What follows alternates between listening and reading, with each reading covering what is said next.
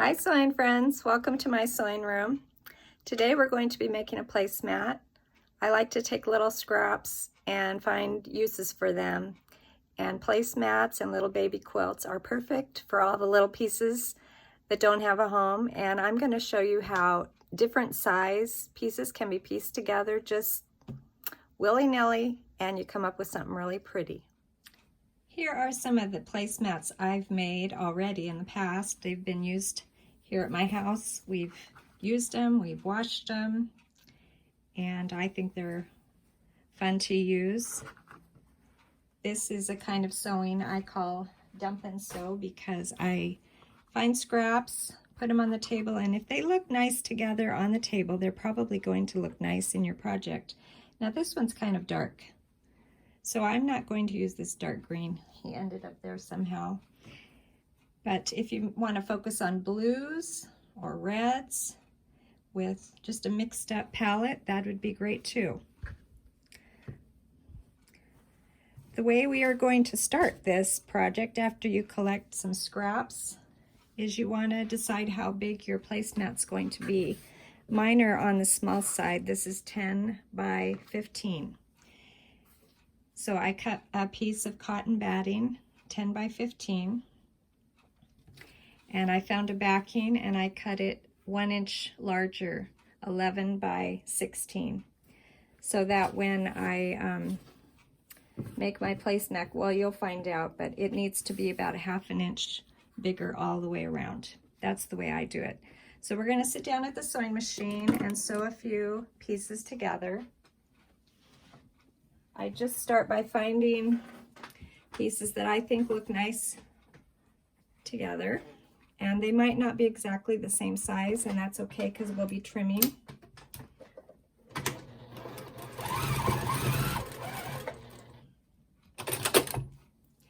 And you might want to press as you go. My pressing station is right over to the side of me, not in the camera view, but I'll be pressing some.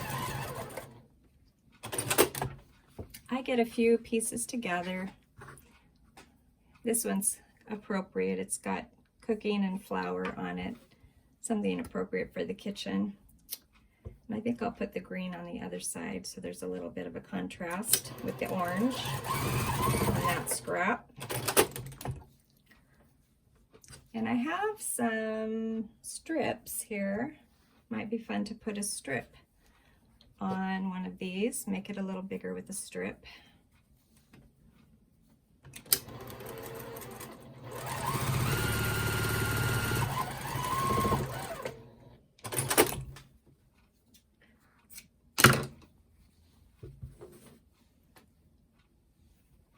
I really like this bright green, but that's a pretty big piece, so I am going to cut that in half.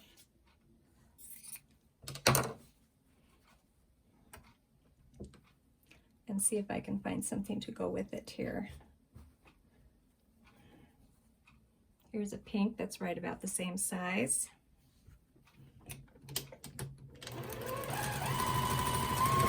So I don't do a lot of thinking or measuring when I'm doing this. And I'm going to step away for a second and press these pieces.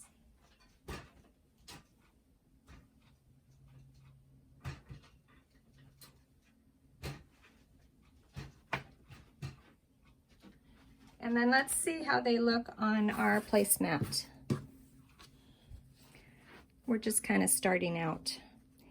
And when I get my piece big enough, it's also going to be 1/2 inch bigger than the batting that I chose. How are we going to put these together?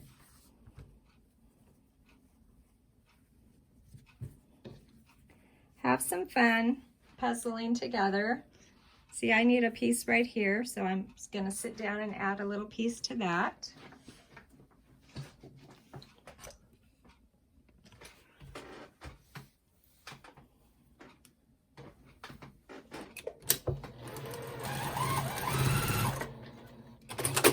I just took a strip and added, and then I trim that off. And it's right about this right size.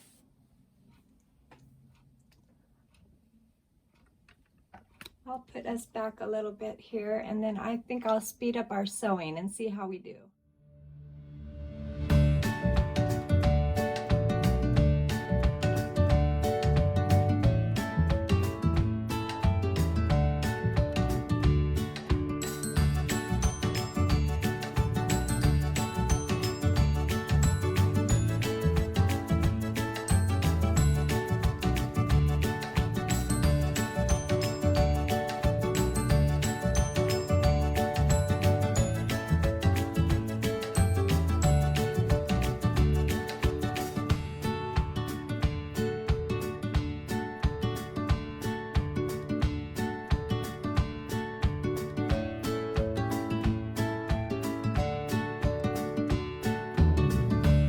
Okay, I hope you could follow along with that as I went quickly on my machine. As you can see, my pieced placemat is pretty jagged around the edges, but I got to my goal. I wanted it to be the same size as the backing. I had to add a little piece up here to make it big enough. So what I'm going to do now is I'm going to get my ruler and my rotary cutter, and I'm going to trim this.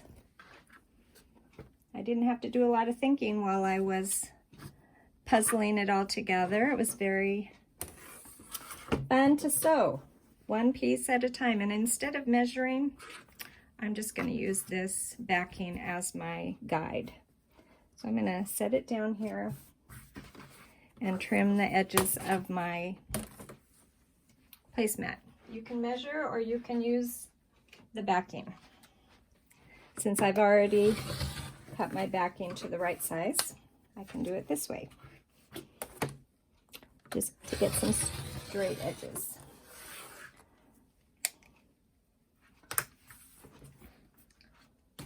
All right. Now what I'm going to do is I'm going to quilt my placemat with the batting. And I'm going to save that backing. Put that off to the side. Put my placemat, center the backing on the placemat, and pin. Just a few pins on that placemat so we can quilt it. Put some quilting lines through there.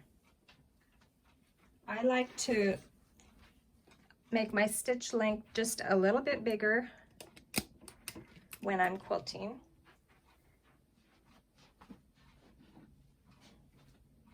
And I won't need too many pins. You can do diagonal lines, straight lines, and I'll probably do some straight lines going both directions. That's what I have done in the past with my other placemats.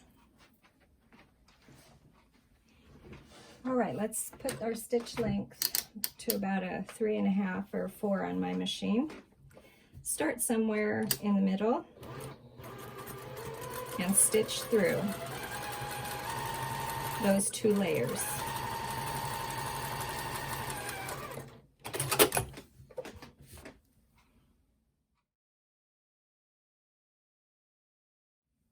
Okay, I have quilted some lines in here. 1, 2, 3, 4, 5 going that direction. Oopsie. And 1, 2, 3 going that direction. I didn't mark my lines because there are enough seams to follow as I went through. You could use, I like to use painter's tape when I really want straight lines, but for this I didn't worry too much about it. All right, it's quilted. So now we're going to do what's called a pillowcase quilt. And we are going to put those, the back and the front together, and I'm going to pin them.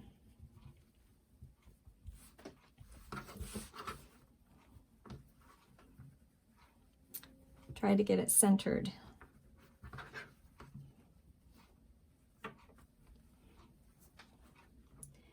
And the batting is smaller because I don't want batting in the seam as much as possible. If you catch it a little bit, that's fine, but I don't really want batting in that seam. So That's why I make my batting just a little bit smaller.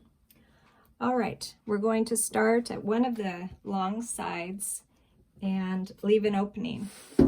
Leave an opening about this big.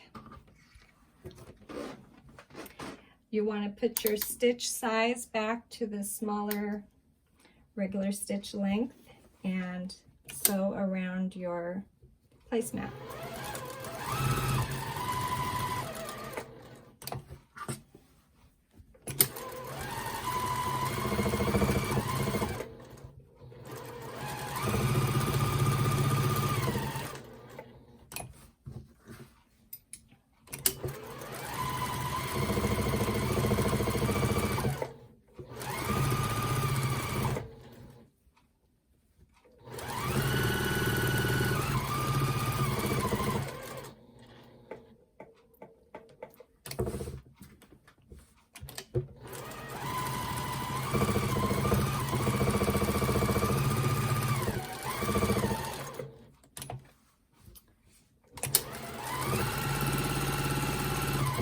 I might back stitch a little bit here to hold that seam as I turn it right side out.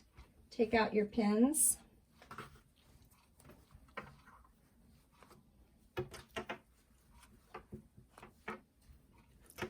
I'll trim all the corners.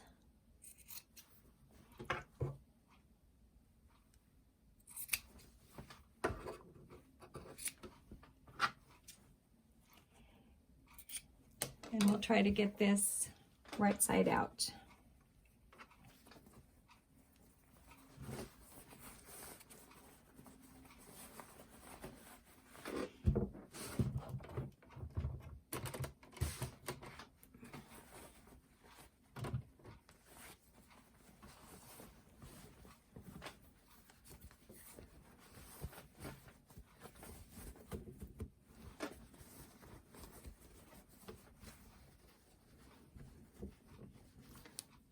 And for the corners, I like to use a bamboo skewer, the blunt end of that skewer to poke out the corners.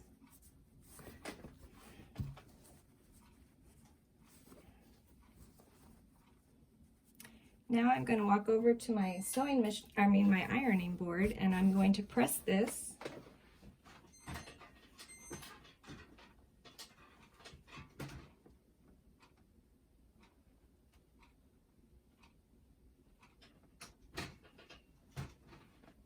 While I was pressing, I tried to turn in the edges of this opening, and I tried to get these edges pressed out. You could take your bamboo skewer and kind of push it out as you iron.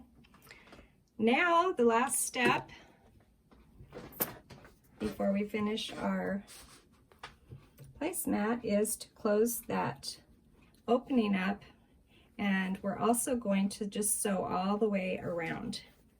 And before I start sewing, I'm going to pin that closed so I don't have any problems with that. Okay, and I'm going to get pretty close to the edge.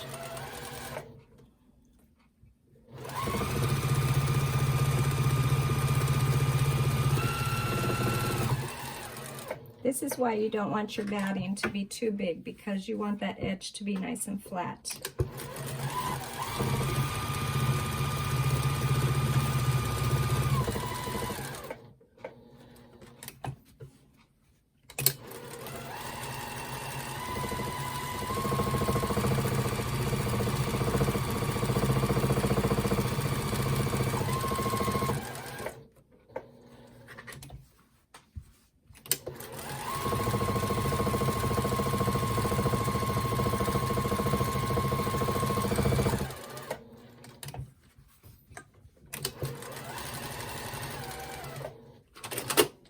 And there you go.